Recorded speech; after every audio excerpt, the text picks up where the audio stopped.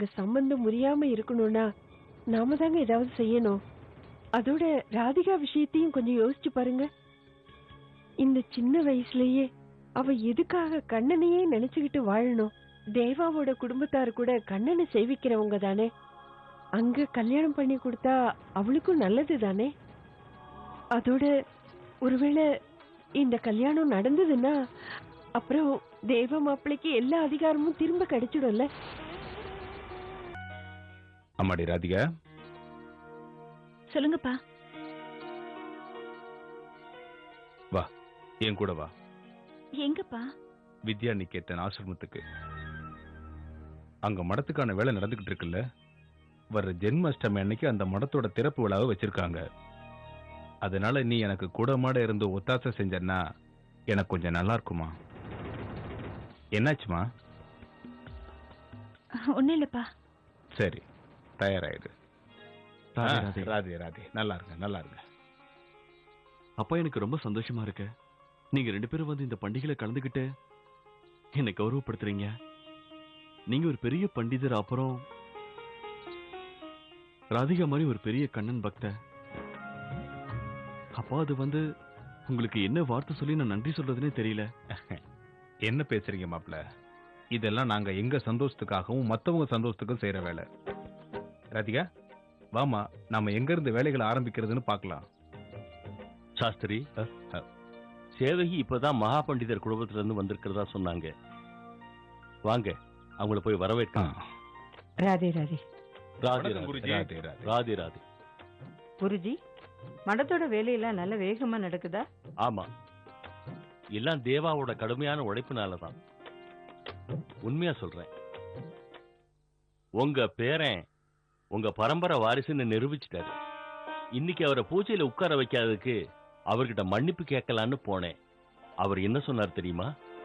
நீங்க பண்ணதுல எதுவுமே தப்பு இல்ல குருஜி, எல்லாம் சம்பிரதாயப்படிதான் நடக்கணும், அதுதான் ஆண்டவனோட கட்டளை. இவ்வளவு சின்ன வயசுல அவருக்கு எவ்வளவு பெரிய மனசு. என்னோட தேவா எப்பவுமே அப்படிதான். ஆனா ஒரு விஷயம், அவருக்கு நீங்க எல்லாரும் சேர்ந்து ஏன் இன்னொரு கல்யாணம் பண்ணி வைக்க கூடாது? நான் ஒத்துக்கிறேன், தேவாவுக்கு நல்ல ஒரு பொண்ணா பாக்குறது ரொம்ப கஷ்டமான விஷயம்தான். அதுக்காக தேவாவை நாம இப்படியே விட்டுடுறதா? நிச்சயமா ஏதாவது ஒரு வழி பண்ணணும்ல. அம்மா, உங்களுக்கு ஏன் இன்னும் புரியல? தேவாவும் விஷாக்காவும் ஊரை பொறுத்த வரைக்கும் புருஷன் பொண்டாட்டி தான். இது தேவாவுக்கு 2வது கல்யாணம்ல சொல்லுவாங்க. அதோட விஷாக்காவாதான் இந்த வீட்டை விட்டு ஓடி போனாங்கிறது எல்லாருக்கும் நல்லா தெரியும். இருந்தாலும் துணிஞ்சு யாராவது பொண்ணை கொடுக்கறதுக்கு முன் வருவாங்களா? விஷாக்கா திரும்பி வந்துடுவாங்கிற பயம் இருக்காது? வாசு, நான் போய் பாக்குறேன்.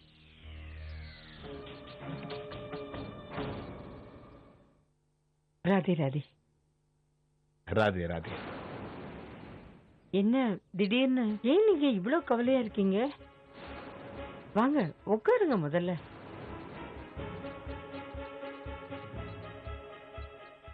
தேவா மாப்ள வீட்டுல இருக்காரா? இல்ல, அவன் மடத்துல இருக்கான். அம்மா, நான் எந்த விஷயத்த பத்தி உங்ககிட்ட இப்ப பேசணும்னு நினைக்கிறேனோ அந்த விஷயம் தேவா மாப்பிள்ளை முன்னாடி வச்சு பேச முடியாது. இப்ப நான் என்ன சொல்ல போறேனோ அது சரியா தப்பான்னு நீங்களே முடிவு பண்ணிக்கங்க.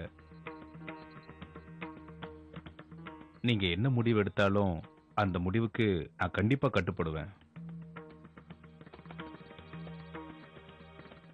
அது நான் என்ன விஷயம் சொல்லுங்க.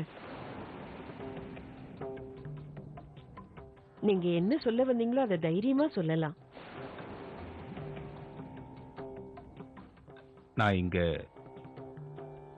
தேவா மாப்பிள்ளைக்கு என் பொண்ணு ராதிகாவை 2ஆம் தரமா கல்யாணம் பண்ணி வைக்கலாம்னு நான் நினைக்கிறேன்.